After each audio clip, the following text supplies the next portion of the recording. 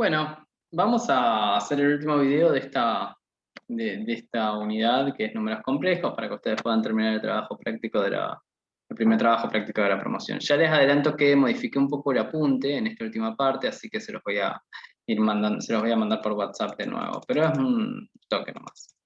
Bueno, nosotros vimos los números complejos y vimos su escritura por medio de la forma binómica o cartesiana, ¿sí? Donde decíamos z es un número complejo, z se puede escribir como a más i por b, donde a era la parte real, b era la parte imaginaria y la unidad imaginaria. Bien. Y entonces se puede representar como cualquier punto en el plano. En el plano y los números complejos hay una relación biunívoca, ¿no? En cada uno de los puntos. También nosotros sabemos que en cualquier punto en el plano lo podemos identificar con A y B como par ordenado, o también lo podemos identificar con el ángulo y la distancia. Fíjense, nosotros tenemos un punto cualquiera en el plano, A, B, y podemos decir, bueno, dada el ángulo θ, lo único que necesitamos es la distancia, ¿sí? Para saber cuál punto es. Porque una vez que tenemos el ángulo, lo único que nos falta es la distancia, ¿sí? La distancia con respecto al origen. Entonces, establecida la distancia R, la hipotenusa de este triángulo rectángulo que se forma con la parte real, cateto adyacente, y la parte imaginaria, B, cateto opuesto, a partir de eso podemos identificar, por ejemplo, este punto de acá, AB, ya no utilizando el parordenado AB, sino utilizando R, que es la distancia, y θ, que es el ángulo del número complejo. La forma polar y la trigonométrica se representa por medio de estos dos datos, de la distancia y del ángulo, ¿sí? La distancia con respecto al origen y el ángulo que se conforma con la recta vertical, horizontal, discúlpenme. Todo triángulo rectángulo, ustedes recordarán, con dos datos podemos obtener todos los demás. Entonces, R, la distancia hipotenusa, B, parte imaginaria del número complejo, el cateto opuesto, y A, parte real del número complejo, el cateto adyacente. Por identidades trigonométricas, nosotros sabemos que dado z igual a A por A más I por B, entonces el seno de θ es el opuesto sobre la hipotenusa. El opuesto, ya dijimos, nos lo da B, la parte imaginaria, y la hipotenusa, la distancia es R. Coseno de θ adyacente sobre hipotenusa, donde A es el cateto adyacente, parte real, y R la distancia o hipotenusa, desde el origen hasta el punto, hasta el número complejo, ¿no? La tangente de θ opuesto sobre adyacente, B, parte imaginaria, sobre A. Esto no es nada nuevo, digamos. Entonces, fíjense ustedes que antes nosotros teníamos z igual a más i por b, ¿sí? Lo tenemos acá, a ver si se los puedo ir marcando. Acá tenemos, por ejemplo, tenemos el número complejo z a más i por b. Bueno, lo que hacemos ahora es, en vez de escribir A, escribimos R por coseno de θ. ¿Por qué? Porque fíjense que coseno de θ es igual a A sobre R. Entonces, si nosotros pasamos premultiplicando R para acá, R por coseno de θ es igual a A. Entonces, en vez de escribir el A que tenemos acá, escribimos R por coseno de θ, que es lo mismo. Más I por I por. Y en vez de escribir B, escribimos R por seno de θ. ¿Por qué? Porque si yo R lo paso premultiplicando el seno de θ, R por seno de θ es igual a B. Entonces me queda I por R seno de θ. Puedo sacar factor común R, que es la distancia, me queda seno de θ más I seno de θ por R.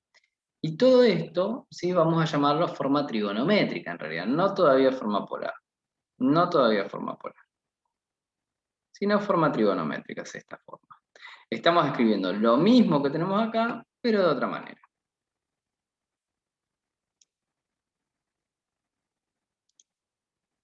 ¿Cómo obtenemos la distancia? ¿Cómo obtenemos el valor R? Para obtener R, lo que vamos a hacer es el teorema de Pitágoras.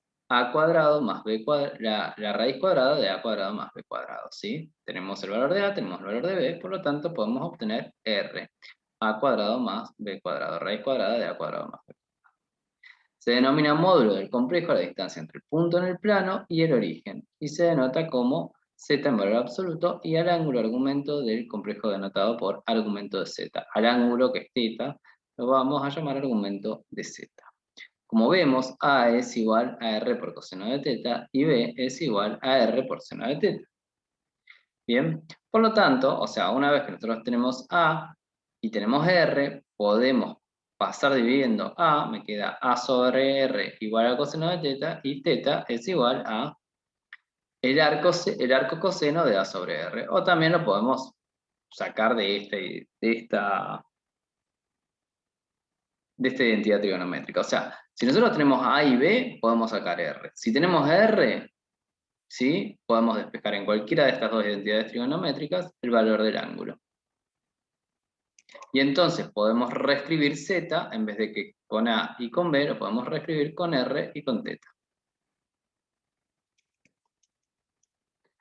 De esta manera decimos Z es igual a más B por I, y esto es lo mismo que escribir igual a R por coseno de θ más I por seno de θ.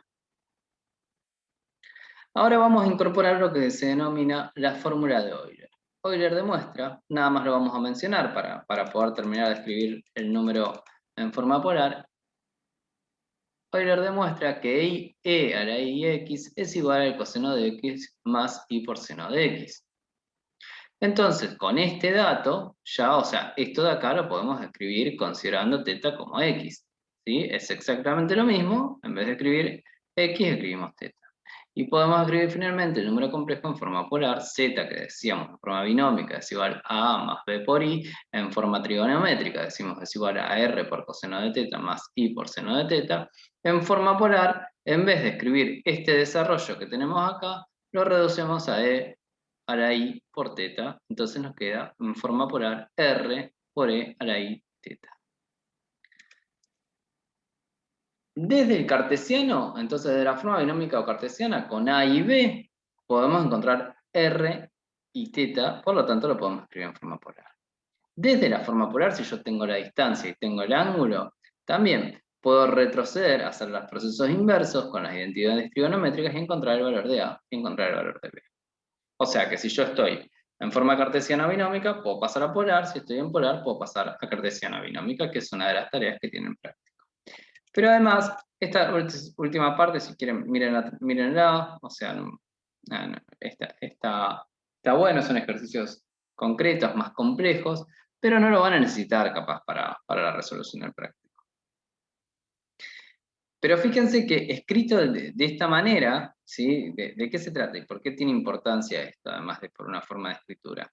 Si nosotros escribimos un número complejo, a ver si en el ejercicio no está, en el ejercicio creo que está. No importa, se los muestro más arriba. Si nosotros escribimos en el número, un número en forma cartesiana, tenemos A más B y acá. A más BI, y A más BI lo queremos elevar a una potencia cualquiera, a las 5, a las 6 y demás. Bueno, tenemos que hacer todo un desarrollo muy complicado. Acuérdense que las potencias no se distribuyen en la suma, ¿sí? Pero en cambio, si nosotros tenemos el número complejo escrito de esta forma y queremos hacer la potencia, lo único que hacemos es la potencia distribuirla, porque así se distribuye en el producto. Esa información les va a servir para resolver muchos de los ejercicios. Y muchos otros de los ejercicios tienen que ver con pasar de polar a cartesiana, pasar de cartesiana a polar. Con esto, ustedes tendrían que estar pudiendo terminar el práctico, la finalización del práctico 1 de números complejos, y para ya ir enviándomelo para que yo los revise y ya demos esta parte terminada. Ya la semana que viene empezamos a ver combinatoria. ¿Bien? Bueno, espero que tengan un buen fin de semana largo.